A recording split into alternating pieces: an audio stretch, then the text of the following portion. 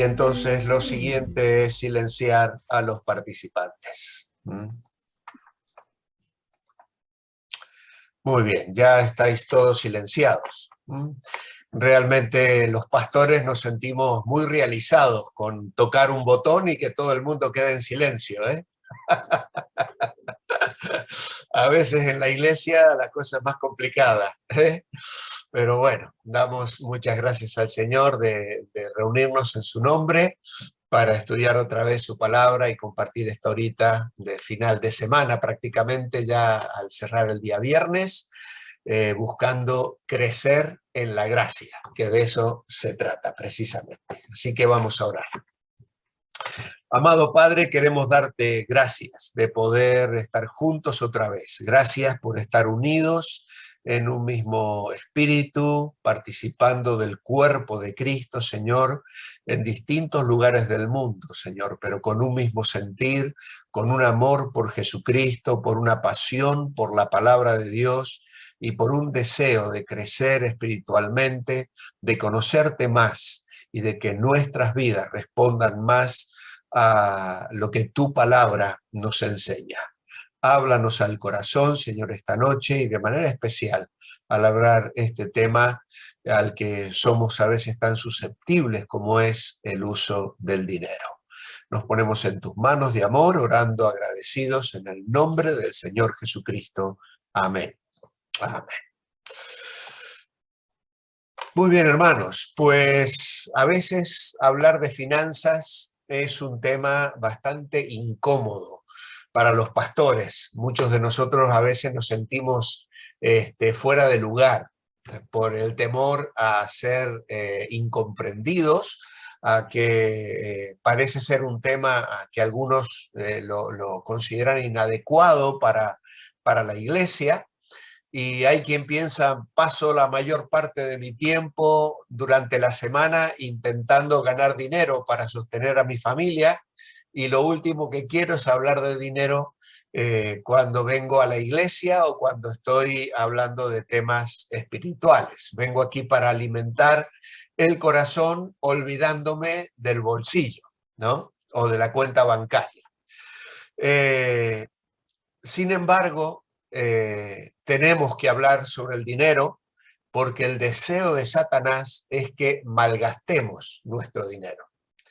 El deseo de Satanás es que pensemos mal sobre el dinero, que tengamos ideas equivocadas sobre el dinero y, por supuesto, el deseo de Satanás es que deseemos tener mucho dinero. Hay un programa que está actualmente en una de las cadenas en España, aunque supongo que está en muchas naciones del mundo, que lleva como título ¿Quién quiere ser millonario?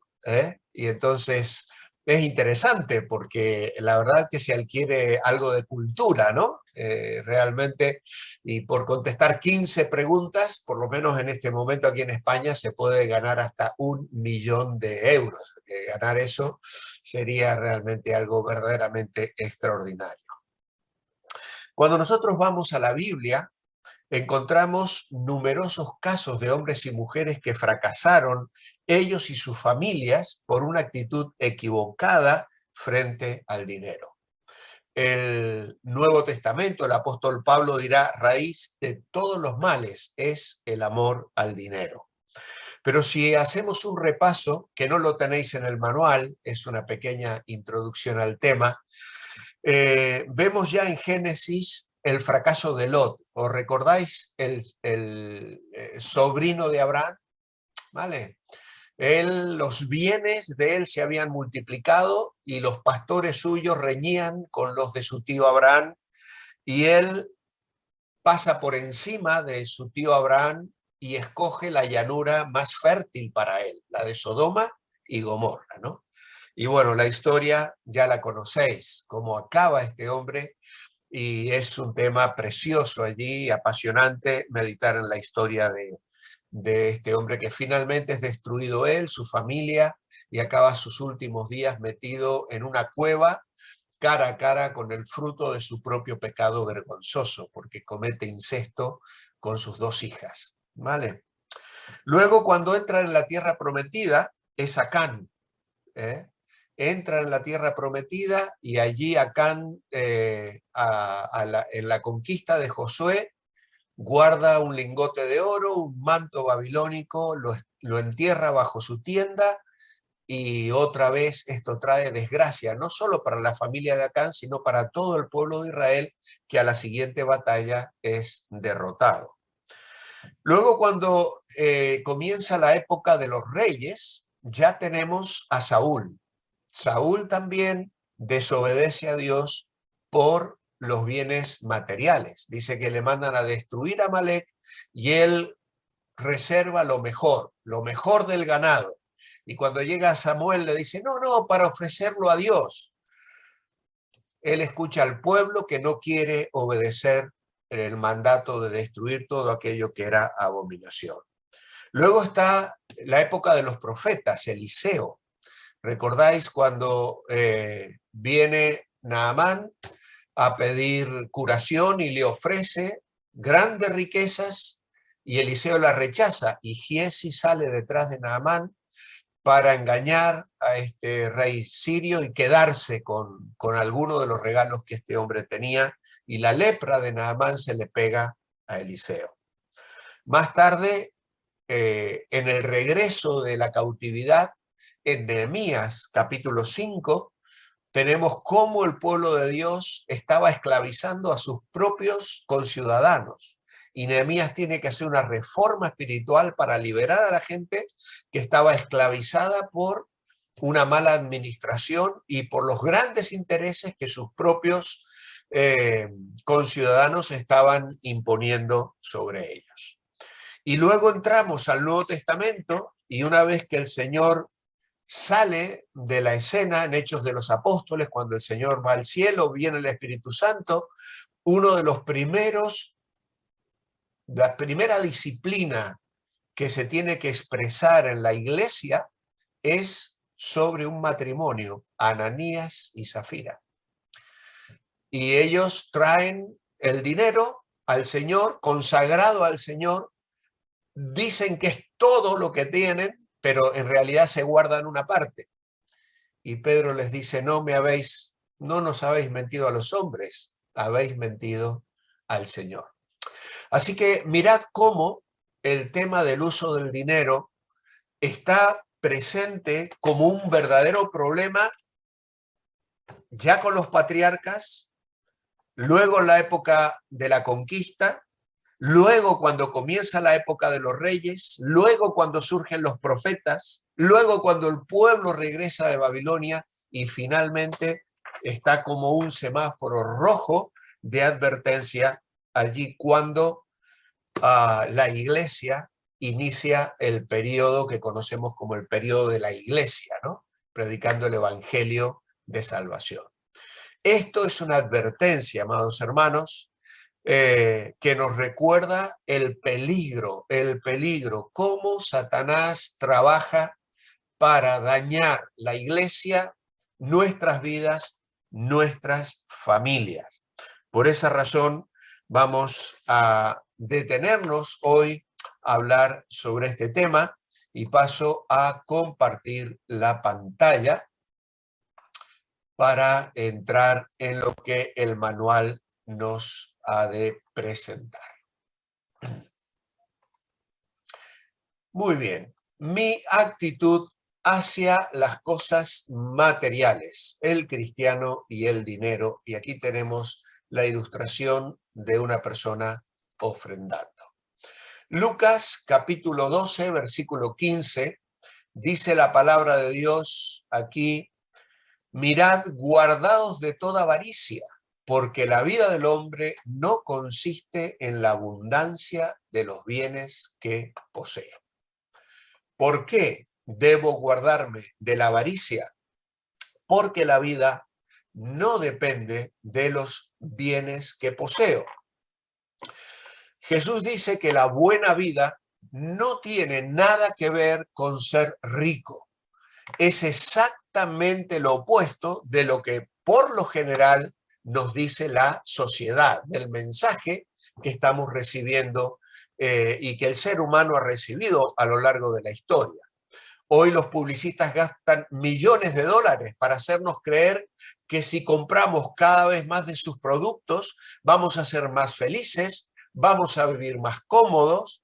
Toda la venta de coches, de casas, de vacaciones, de cruceros, en fin, todo hoy es ocio, todo es disfrute, todo tienes que comprar, disfrutar y tener. Y esto es una presión constante hacia el consumo. Tenemos que aprender a desechar esa seducción y concentrarnos en realidad en lo que es bueno en la vida. Y esto tiene que ver con nuestra comunión con Dios y con cumplir su plan y su propósito en cada una de nuestra vida. La vida del hombre, dice el Señor, no consiste en la abundancia de los bienes que posee. Es todo lo contrario a lo que el mundo hoy quiere hacernos creer. Ahora, si la vida del hombre no consiste en la abundancia de los bienes que posee, ¿en qué consiste entonces? Dice el capítulo 12, versículo 31, mas buscad el reino de Dios y todas estas cosas serán añadidas. Y en este caso, entonces tenemos que saber que la vida del hombre consiste en participar en el reino de Dios y disfrutar de las promesas que el Señor trae para aquellos que somos creyentes. Convertir el reino de Dios en nuestra primera preocupación, diríamos, significa dar a Jesús el lugar de Señor y Rey en nuestra vida. Él debe controlar cada aspecto, trabajo, distracciones, planes, relaciones. ¿Es el reino de Dios uno de muchos de nuestros intereses o es el centro de todo lo que yo hago? ¿Oculto algunos de mis asuntos de mi vida en evitar que estén bajo el control de Dios? Como Señor y Creador, a Él le interesa ayudarnos. Él quiere satisfacer nuestras necesidades y quiere guiarnos también para que sepamos usar lo que Él nos da, lo sepamos administrar. Hace unos meses atrás estuvimos estudiando la escala de valores de Jesús. No recuerdo exactamente si estábamos ya grabando y subiendo a YouTube esta etapa. La verdad que ahora mismo se me ha hecho un lapsus en la mente, pero cuando miramos este tema, la escala de valores de Jesús, vimos que el cuidar la vida espiritual personal primero, para luego servir a las personas, promoviendo el propósito del reino en toda ocasión, es la escala que nos lleva a vivir para la gloria de Dios y así experimentar el gozo de una vida plena, de una vida llena. Esa era la idea principal de uno de los mensajes de aquella semana. Cuidar la vida espiritual primero para servir a las personas, promoviendo el propósito del reino en cada ocasión que me presente. Esa es la escala de valores que cuando está en su lugar me lleva a vivir para la gloria de Dios y a experimentar la satisfacción y el gozo que viene de vivir una vida que agrada a Dios, una vida llena. Primera Timoteo, capítulo 6, versículos 17 y 19, dice Pablo: a los ricos de este siglo manda que no sean altivos ni pongan la esperanza en las riquezas, las cuales son inciertas, sino en el Dios vivo, que nos da todas las cosas en abundancia para que las disfrutemos, que hagan bien, que sean ricos en buenas obras, dadivosos, generosos, atesorando para sí buen fundamento para lo porvenir, que echen mano de la vida eterna. ¿Por qué no debo confiar en las riquezas? Bueno, básicamente la idea aquí de Pablo es que las riquezas son inciertas e inseguras. Dice: di a los ricos que no sean altivos ni pongan la esperanza en las riquezas. ¿Por qué? Porque son inciertas. Ahora, esto no sucede con Dios. Dios es quien da seguridad, buen fundamento a nuestra vida para lo presente y también para lo porvenir. Ahora, cuando Pablo le dice esto a Timoteo, tenemos que saber que Timoteo estaba pastoreando la iglesia de Éfeso. Y Éfeso era una ciudad opulenta. Y muchos sugieren que la iglesia de Éfeso probablemente tenía miembros ricos. Por eso es que Pablo le hace esta recomendación. Ahora, la Biblia no tiene nada que decir en cuanto a condenar a los ricos. Lo que pasa es que Pablo lo que quiere es que los ricos aprendan a vivir bien, aprendan a manejar sus riquezas sin descansar y poner la confianza en ellas sin que sea el fundamento de su vida. Y en este sentido, Pablo está aconsejando a Timoteo a tratar con cualquier problema potencial, enseñando que la posesión de riquezas involucra una gran responsabilidad.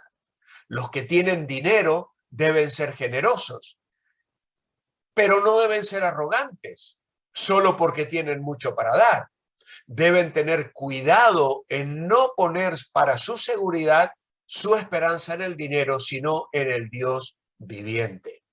Por supuesto, si no tenemos riqueza material, podemos ser ricos en buenas obras, dice aquí. Y qué hermoso es esto. Cuánta riqueza vemos en la vida de tantas personas que no poseen grandes capitales económicos ni materiales, pero que están llenos de buenas obras de servicio, que glorifican a Dios con sus vidas. Y hay una riqueza espiritual en sus vidas que sin duda va a perdurar para la eternidad. Obviamente, aunque seamos pobres y limitados, siempre tendremos la oportunidad de compartir con alguien de aquello que el Señor nos da. ¿Quién me da lo que necesito para vivir? Dice allí Pablo que todo viene del Dios vivo, del Señor. Recordamos que, que tenemos la tendencia a confiar en la riqueza. En Proverbios 23:4 dice, no te afanes por hacerte rico, sé prudente y desiste. ¿Has de poner tus ojos en las riquezas, siendo ningunas? Porque se harán alas como alas de águila y volarán al cielo. Dios suministra una riqueza mucho mayor que la provista por cualquier tipo de inversión terrenal. A diario vemos y sabemos de personas que han tenido éxito en la vida, en los deportes. Hoy estaba mirando un artículo sobre Boris Becker, que fue un tenista que estuvo en la élite y ganó un montón de títulos y ganó muchísimo dinero. Pues está cumpliendo una condena de 3,5 años de cárcel, de la cual 1,5 va a tener que estar en la cárcel en Londres, y está en una cárcel que lleva, no sé, si tiene ya más de un siglo la cárcel, llena de ratas, llena de malvivientes, donde la droga y la violencia es verdaderamente extrema. Y yo decía, pensar que este hombre ha acumulado una riqueza tan grande, pero luego la administró mal, ocultó a la hacienda de su país lo que poseía para no pagar impuestos y finalmente está hoy en la cárcel. Qué tremendo, ¿no? Qué triste. Y eso pasa a muchísimas personas. Por eso no debemos confiar en la riqueza ni en las inversiones terrenales.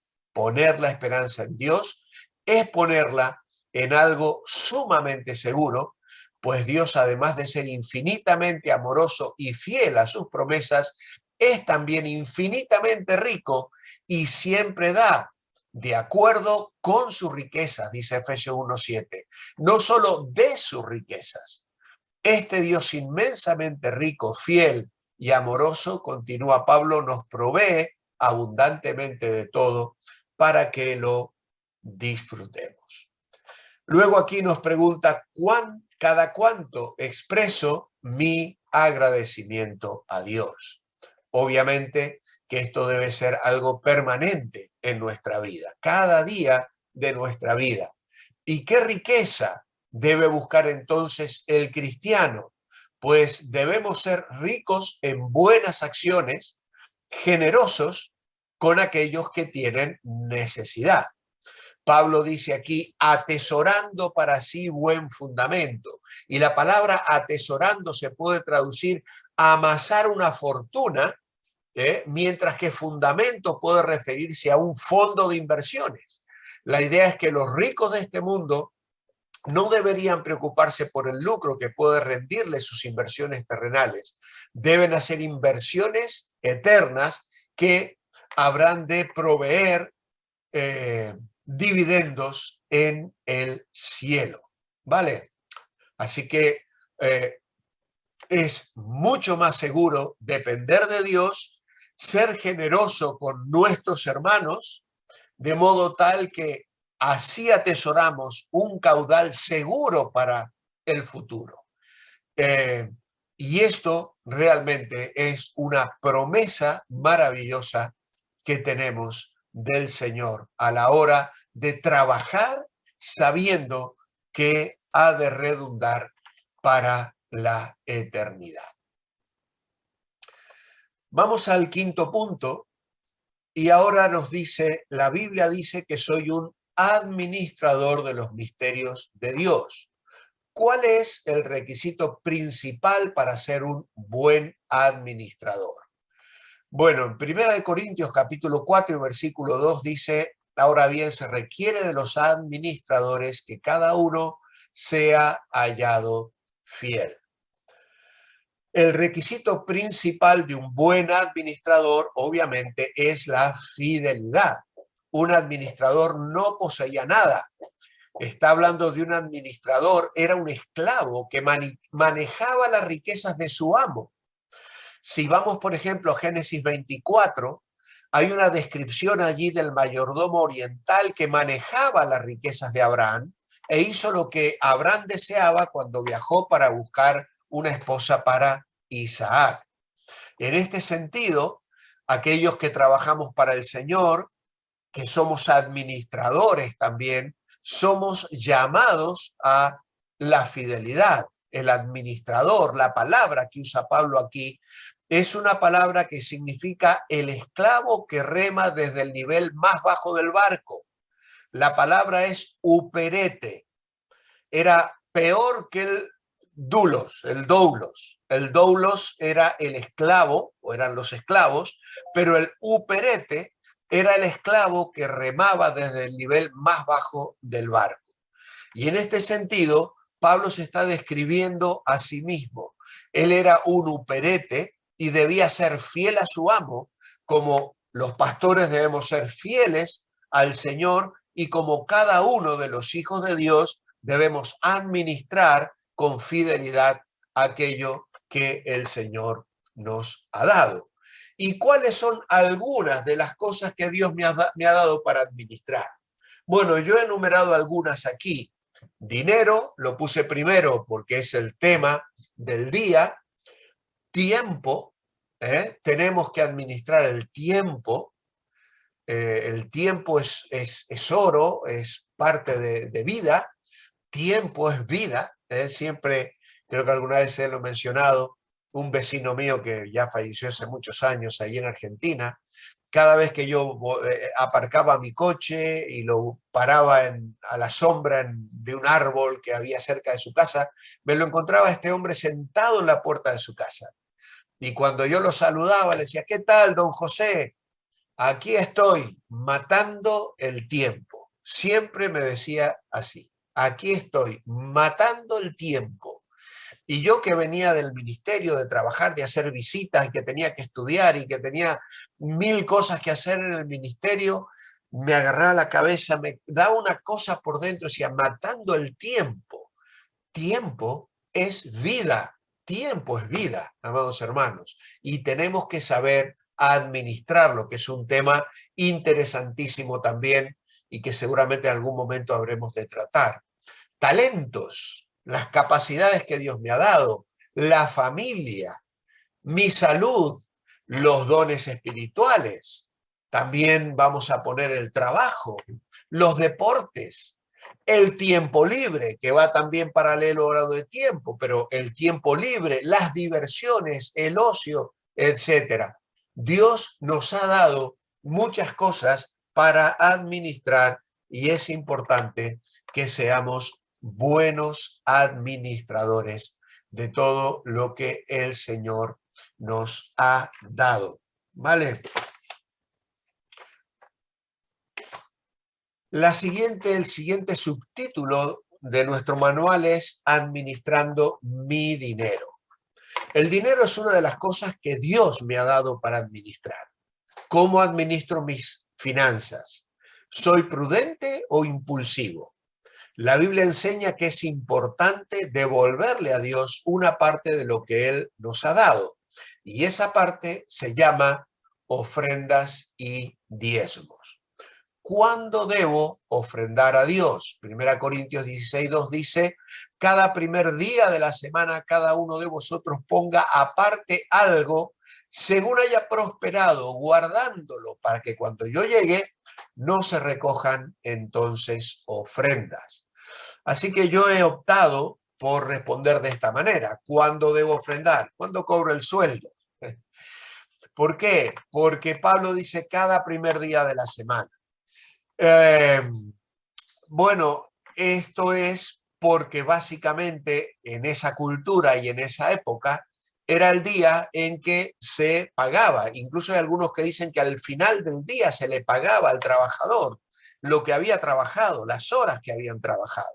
Hay alguna parábola del Señor donde el dueño de la finca dice que contrata a unos obreros a las 9 de la mañana, a otros los contrata a las 12 del día, a otros a las 3 de la tarde y a otros a las 6 de la tarde, ¿no?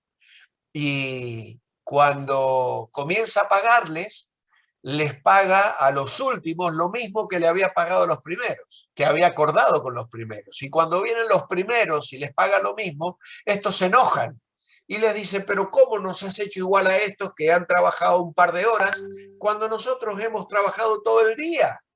Parecía una gran injusticia. Y el Señor le dice, vamos a ver, tú acordaste conmigo tanto dinero por la jornada completa, ¿no? ¿Qué problema? ¿Qué te importa a ti si yo al que trabajó 2 horas le quiero pagar lo mismo que a ti? El dinero es mío y yo hago conmigo lo que quiero. Y ese es un ejemplo extraordinario de cómo Dios en su gracia reparte, bendice, da conforme a su misericordia, porque las cosas son suyas. ¿Quiénes somos nosotros para decirle, Señor, ¿por qué no me has bendecido a mí como has bendecido a fulanito, a menganita, ¿no? Bueno, me he ido un poco del tema, pero la idea aquí es que ellos cobraban el sueldo o al final del día o al final de la semana. Y entonces Pablo les dice, al comenzar la semana, el primer día de la semana, hay que apartar. Entonces, yo he puesto aquí cuando cobro el sueldo, porque claro, generalmente la mayoría actualmente se cobra una vez al mes y entonces cuando entra ese sueldo, pues es el momento de separar aquello que el Señor haya puesto en nuestro corazón. Esto significa que es importante apoyar la obra de Dios en forma regular, no esporádicamente. Es decir, bueno, yo ofrendo una vez al año o cada 6 meses. Es importante que lo hagamos regularmente, ¿eh? Y aquí el primer día de la semana, dice el manual, se refiere al día domingo, que es otra evidencia de que la iglesia primitiva se congregaba el día domingo. Y el punto entonces es que la generosidad debe manifestarse en actos habituales y no solo si yo me siento generoso, impulsado a dar o motivado porque en ese momento el pastor o alguien me ha estado insistiendo. Yo debo tener una idea en la mente, yo debo programar mi ofrenda. Lamentablemente a veces tienen que manipular nuestras emociones Y hay lamentablemente pastores y líderes que lo hacen magníficamente bien. ¿Ah? Y lamentablemente hay muchas cosas inadecuadas y fuera de lugar en el contexto de las ofrendas que el pueblo de Dios es llevado a hacer. Nosotros, como sabéis, en Revive tenemos una actitud muy cuidada sobre esto, dejando a las personas decidir, pero a su vez entendiendo que las personas tienen que ser responsables y responder conforme también a la bendición que reciben, tanto en lo económico por parte del esfuerzo y del trabajo que cada uno hace, como también a la bendición espiritual que la iglesia y el ministerio trae sobre cada una de sus vidas. El punto 8. ¿Está bien ofrendar solo cuando tengo dinero extra? Bueno, pues creo que la respuesta contundentemente es que no. Es decir, voy a ofrendar cuando me sobre. Bueno, al que le sobre, que levante la mano, ¿no? Porque generalmente es difícil que nos sobre dinero.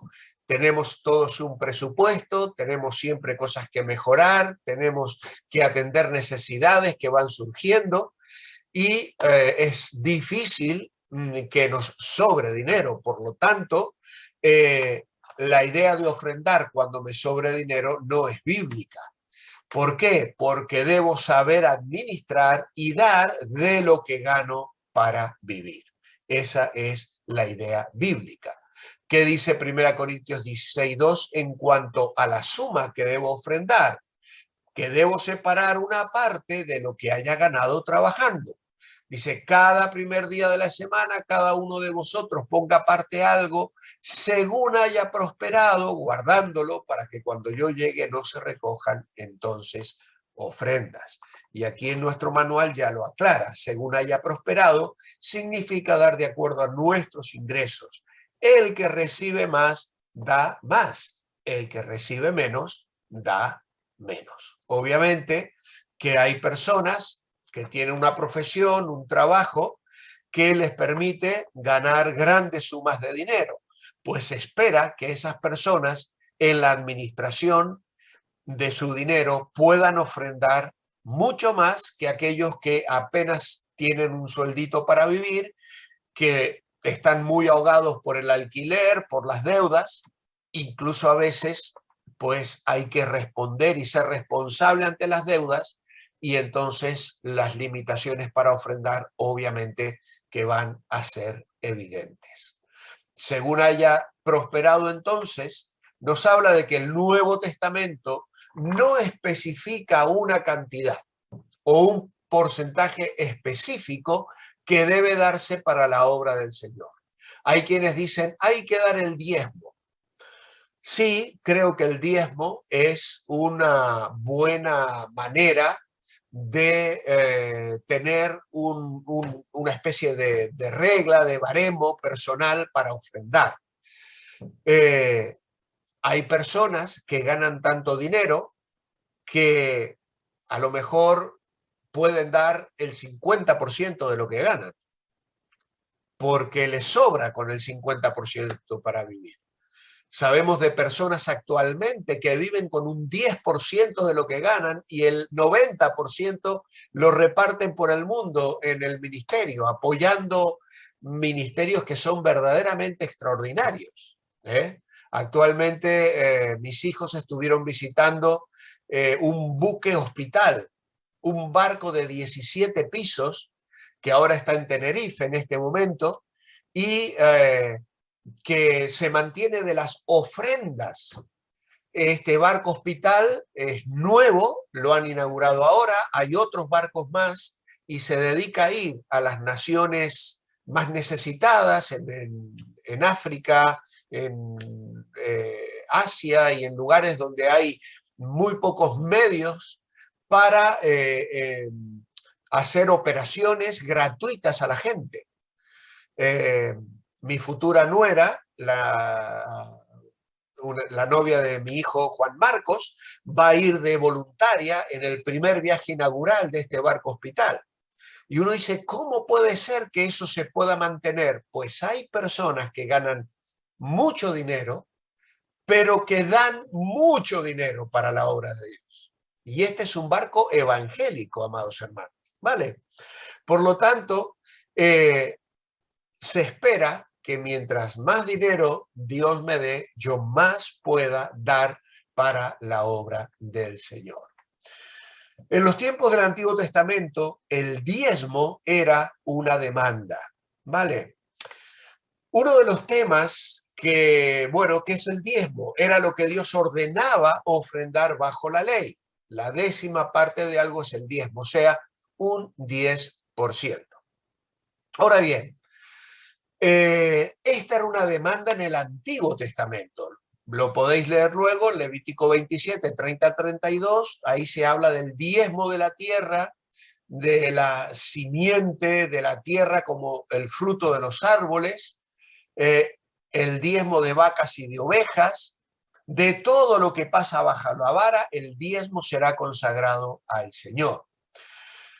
En el Antiguo Testamento se requería al pueblo de Israel 3 diezmos a lo largo del año. Este de Levítico 27, otro que está especificado en Números 18-21, otro que está en Deuteronomio 14, 28 y 29, y finalmente hay un reproche de parte de Dios en Malaquías 3, 8 al 10, donde llama al pueblo de Israel a traer diezmos y ofrendas. Si nosotros pudiésemos tomar un tiempo para meditar en todo esto y estudiarlo a fondo, veríamos que equivalía a un 23% anual de los ingresos para financiar el gobierno de Israel, mantener las festividades del pueblo, suministrar ayudas a los pobres, sostener a los levitas que vivían y servían en el tabernáculo y que luego enseñaban la palabra de Dios por toda la nación.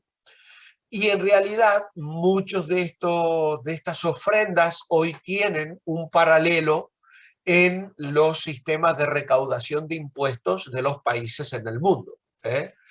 Cómo funcionan nuestros países, cómo se hacen carreteras, cómo se construyen hospitales, cómo se pagan los médicos, a los enfermeros, en fin, cómo se construyen colegios. Bueno, todo sale de esta recaudación de impuestos que pagamos cuando echamos gasolina al coche, cuando pagamos los impuestos de nuestras viviendas, cuando nos descuentan de los sueldos, etcétera, etcétera.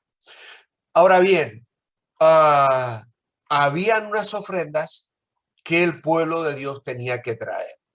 Y en este sentido, la razón tal vez por las cuales en el Nuevo Testamento no encontremos tantas aclaraciones directas o demandas en cuanto a la ofrenda y a los diezmos sea porque el pueblo de Israel ya lo tenía muy claro. Ellos sabían lo que debían ofrendar y cómo manejarse respecto a los mandamientos de la ley. Tal vez eso ha llevado a que la iglesia hoy a veces se descuide en este sentido y los hermanos o los miembros de las iglesias a veces seamos bastante cortos y tacaños a la hora de ofrendar y responder a las tantas bendiciones que el Señor derrama sobre nuestras vidas. Por eso tenemos esta pregunta en el punto 11. Si en los tiempos antiguos daban el 10% de sus entradas a Dios, ahora que está en Cristo, ¿debo dar como mínimo el diezmo? Yo personalmente entiendo que sí. Es decir, creo que bajo la bendición de la gracia y de la obra de Cristo y de tantas promesas y bendiciones que el Señor me da, por lo menos el diezmo es aquello que yo debo ofrendar. ¿Con qué actitud debo ofrendar? Segunda Corintios 9:6 dice, pero esto digo, el que siembra escasamente, también segará escasamente, y el que siembra generosamente, generosamente también segará. Según 2 Corintios, mi ofrenda es una inversión en la obra de Dios, por lo tanto, debe darse con generosidad y abundancia. ¿Vale? Aunque los creyentes de Macedonia eran pobres, ofrendaron con generosidad para Pablo. Se sacrificaron, dice 2 Corintios 8, 1-3, dice que en grande prueba de tribulación la abundancia de su gozo y su profunda pobreza abundaron en riquezas de su generosidad. Pues doy testimonio de que con agrado han dado conforme a sus fuerzas y aún más allá de sus fuerzas.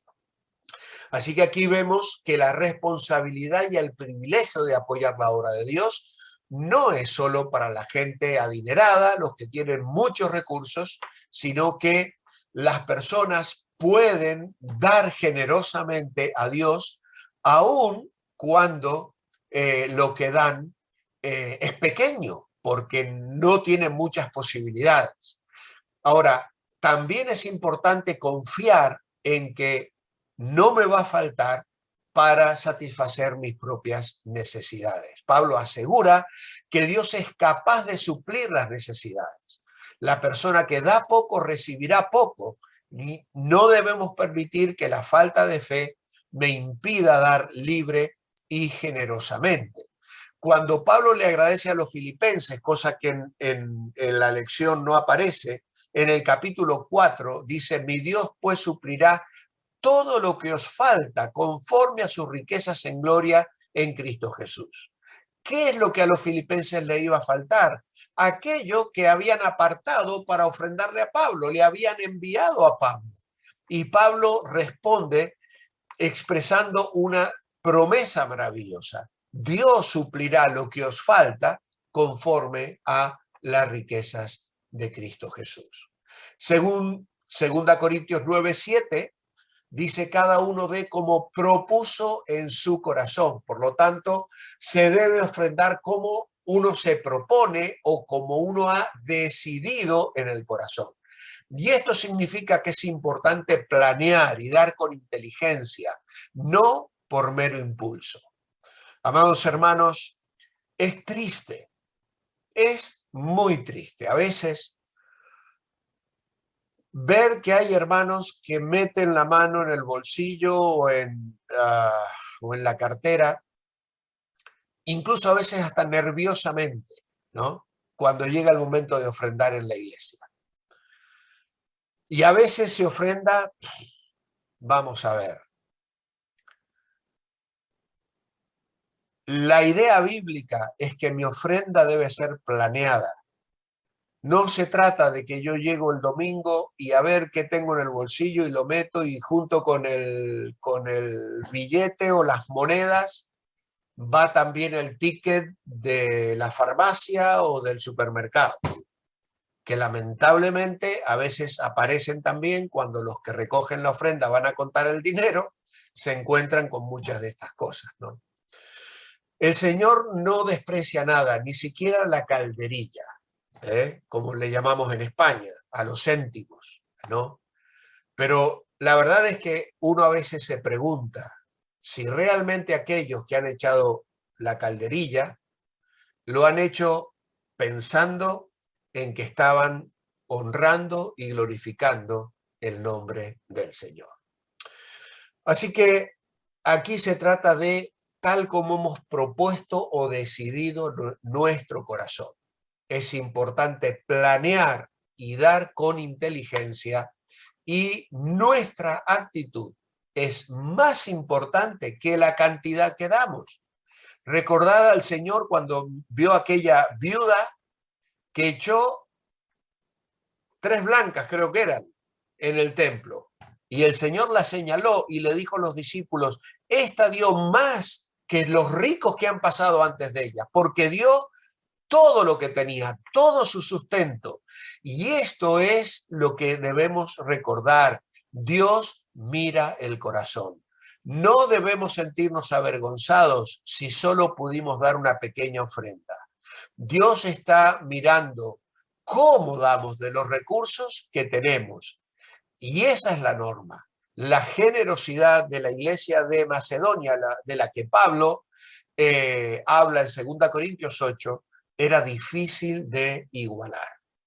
En 2 Corintios 9:7, otra vez, el apóstol Pablo dice que no debemos dar con tristeza o de mala gana o por necesidad, dice allí, no con tristeza ni por necesidad, es decir, vamos, lamentando el tener que ofrendar o porque me obligan, por eso vuelvo a poner ahí, ni por obligación, porque Dios ama al dador alegre o a la persona que da con alegría, que da con alegría. ¿De qué debemos cuidarnos al ofrendar? Mateo capítulo 6, versículo 2 dice, guardaos de hacer vuestra justicia delante de los hombres para ser vistos de ellos. De otra manera no tendréis recompensa de vuestro Padre que está en los cielos. Cuando pues des limosna, no hagas tocar trompeta delante de ti, como hacen los hipócritas en las sinagogas y en las calles, para ser alabados de los hombres, sino que, dice allí el versículo 2, de cierto ya tienen su recompensa. Por lo tanto, debemos cuidarnos de ofrendar para que los demás nos admiren o nos aplaudan. ¿Cómo debo ofrendar? Dice, mas tú cuando des limosna no sepa tu izquierda lo que hace tu derecha, para que sea tu limosna en secreto y tu Padre que ve en lo secreto te recompensará en público. ¿Vale? Bueno, esto ha llevado a que a veces seamos tan legalistas y tan literalistas en nuestra lectura bíblica que no queremos que absolutamente nadie sepa cómo ofrendamos o qué cantidad ofrendamos. El Señor aquí está usando una hipérbole. No sepa tu mano izquierda lo que hace tu derecha, es algo imposible. Es que mi mano de izquierda siempre sabe lo que hace la derecha. Eso es algo imposible. Lo que él está queriendo decir es que mis motivos deben ser puros. Y que yo debo evitar dar por la satisfacción de que me vean, sino debo dar por la satisfacción de dar y por el amor a Dios. Esa es la motivación de mi ofrenda, ¿no? No buscar reconocimiento ni alabanza. Ahora bien, esto no significa que sea un pecado que alguien en la iglesia sepa lo que yo doy. Por ejemplo, hubo gente que no quería ofrendar por el banco y que se niega a ofrendar por banco porque dice que queda reflejada su ofrenda en lo que entra en la cuenta bancaria de la iglesia. Hermanos, es que el Señor no está diciendo que no se debe saber. Lo que está diciendo es que yo no tengo que dar para mi gloria, ni para que el pastor lo sepa o para que lo sepa el tesorero. Eso es lo que está diciendo el Señor. Pero gloria a Dios si hoy podemos ofrendar, hacerlo a través de banco, hacerlo a través del envío de dinero, como está ofrendando tanta gente ahora desde distintos lugares del mundo, a la iglesia, a la obra del Señor, a los pastores. Se ofrenda y se hace para la gloria de Dios. Y aunque quede reflejado en algún lugar, o a veces incluso la iglesia extienda un recibido o un recibo para que luego se pueda desgravar, son medios que el Señor provee para que fructifique y haya más bienes. Lo que el Señor está intentando claramente aquí es que no lo hagamos para ser vistos, ¿vale? Así que eso quede claro, no buscando una recompensa ni aplauso de los hombres, ni recompensa material, sino dando para la gloria del Señor. Las bendiciones de ofrendar. Ya vamos acabando. ¿Qué nos dicen los siguientes pasajes acerca de las bendiciones de ofrendar a Dios con generosidad y sacrificio? Volvemos a leer 2 Corintios 9:6, el que siembra escasamente, segará escasamente, y el que siembra generosamente, generosamente también segará. Y es básicamente eso, el que ofrenda con abundancia recibirá también abundantes bendiciones de Dios en su vida. Hermanos, esto no lo digo yo, lo dice la palabra. Cuando uno da para el Señor y lo da con alegría y lo da abundantemente, invierte con generosidad en el reino de Dios, Dios promete traer más bendiciones a mi vida. Y eso es bíblico, no lo promete el pastor, no lo prometemos, no lo promete la iglesia, está en la Biblia. Acabamos de leerlo en 2 Corintios 9:6. Es un principio bíblico. ¿Por qué es de más bendición dar que recibir? Hechos 20:35 dice, hay más bendición en dar que recibir. ¿Por qué? Bueno, porque es una forma de reconocer la fidelidad de Dios y al dar nos parecemos a Dios. Alguien dijo, nunca somos más parecidos a Dios que cuando damos. Nunca somos más parecidos a Dios que cuando damos. De tal manera amó Dios al mundo que ha dado a su Hijo. Y entonces Pablo, para exhortarles ahí en Hechos a la generosidad que él también practicaba, le cita una frase del Señor que no figura en los evangelios. Esta frase de Hechos no aparece en ninguno de los 4 evangelios, pero Pablo la conocía. ¿Por qué? Porque los apóstoles habrían contado tantas cosas que el Señor hizo y dijo que no quedaron reflejadas. De hecho, Juan dice que el Señor hizo tantas cosas que jamás se podrían acabar de escribir los libros con las cosas que el Señor hizo, ¿no? Así que hace más feliz el dar que recibir. Y el criterio del mundo es contrario a esto. Los mundanos prefieren recibir, incluso aún robar a dar. Y si una ganancia, cuanto más fácil mejor, es la aspiración de los que ponen la felicidad en las cosas de este mundo, pues con dinero pueden alcanzar todo lo demás. Pero el criterio de Dios es diferente. Dar nos hace parecidos a Dios, que da todo a todos y no recibe de ninguna cosa que Él no haya dado. También nos asemeja al Señor Jesús, quien pasó haciendo bienes. Es más agradable, obviamente, dar a los que son agradecidos, pero todavía es más honorable dar aún a los que son desagradecidos, pues tenemos a Dios como nuestro único galardonador. Así que, hermanos, con esto acaba el tema del manual. Yo voy a dejarles unos poquitos apuntes más sobre este tema, que es muy amplio, muy interesante, podríamos decir unas cuantas cosas más, pero simplemente para acabar. ¿Honro al Señor con mis bienes? Esta es una pregunta clave. ¿Honro al Señor con mis bienes? ¿Cómo respondo yo a esta pregunta? ¿Siento que en la administración del dinero que Dios me ha dado estoy glorificando a Dios? ¿El Señor está recibiendo honra por la forma en que administro lo que el Señor me da?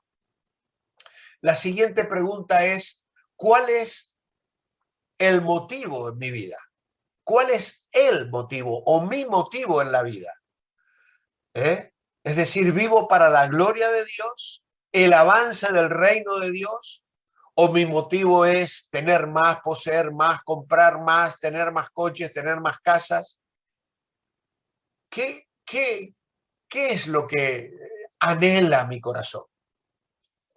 Y en tercer lugar, ya no es una pregunta tan directa, sino para reflexionar. ¿Cuáles son los principios cuando yo pienso en la administración de mis bienes? ¿Cuáles son los principios? Yo voy a mencionar 4. El primer principio es, yo poseo, pero Dios es el propietario. Este es el primer principio que como creyente, como cristiano, yo debo tener. Yo poseo, pero Dios es el propietario. Él es el dueño. De niños cantábamos una canción, un corito le llamábamos, que decía, suyo el ganado de los campos 1000, el oro y el marfil, suyo los ríos, las montañas y el sol en su cenit. Él es, a ver, suyo, ya se me trabó un poco la letra. Suyo el ganado de los campos mil, el oro y el marfil, suyo los ríos, las montañas, sí, el sol en su cenit. Bueno, ya se me fue, una canción de niños, pero finalmente decía, todos estos bienes son de mi padre y míos son también. Yo poseo, pero Dios es el propietario. El siguiente principio, yo gano, pero Dios me capacita. Yo gano, pero Dios me capacita. Es que hay gente que suele decir, esto me lo gané, fruto de mi trabajo. Sí, pero ¿por qué puedes trabajar? ¿Por qué tienes la inteligencia? ¿Por qué tienes la capacidad de pensar, de respirar? ¿Quién te da la salud para ir a trabajar? ¿Quién te ayuda a levantarte cada día? ¿Quién? Pues es Dios. Dios hace llover sobre buenos y malos, sobre justos e injustos. Dios nos sostiene, Dios nos da la vida. Él sostiene, el aliento viene de Dios. Por lo tanto, yo gano, pero Dios me capacita. En tercer lugar, si yo soy de Dios, todo lo que tengo es de Dios. Si yo le he consagrado mi vida a Dios, pues todo lo que poseo le pertenece a Dios. Y en tercer lugar, cuarto lugar, Dios es el propietario, yo soy el administrador. Dios me da a mí la responsabilidad de administrar los bienes que Él ha depositado en mis manos. Y un día me va a pedir cuenta de la forma en que los he utilizado. Los falsos y verdadero del comienzo de la lección. ¿Hay cosas más importantes que ganar bien y vivir cómodamente? Obviamente que sí, es verdadero. La responsabilidad de ofrendar a la iglesia cae solo sobre los hermanos que tienen un buen sueldo. Obviamente que no. Hemos visto ya que el que tiene un buen sueldo puede dar más, pero la responsabilidad es de todos. Todos los bienes que tenemos provienen de Dios, pues es lo que acabamos de afirmar, absolutamente verdadero. Para reflexionar, bueno, tenemos la historia de la viuda que ayudó a Elías en Primera de Reyes 17, y allí hay una buena lección que cada uno de vosotros tiene que sacar de esta lectura. Respondiendo a la pregunta siguiente, ¿cree que vale la pena sacrificarse para apoyar la obra de Dios? ¿Y qué advertencia da Cristo a los que confían en las riquezas en Lucas 12? Y entonces luego hay una reflexión personal sobre las entradas mensuales y la forma en la que ofrendamos al Señor. Se sugiere la memorización de 2 Corintios 9:6 y la próxima lección también va a ser muy interesante. Puedo hacerlo, pero debo. La gran pregunta que muchos se hacen en relación a algunas cosas. Vamos entonces a dejar de compartir la pantalla. Hemos llegado así al final de esta clase, siempre con el deseo de que sea de bendición y de desafío para cada uno de nosotros. Que el Señor os bendiga ricamente.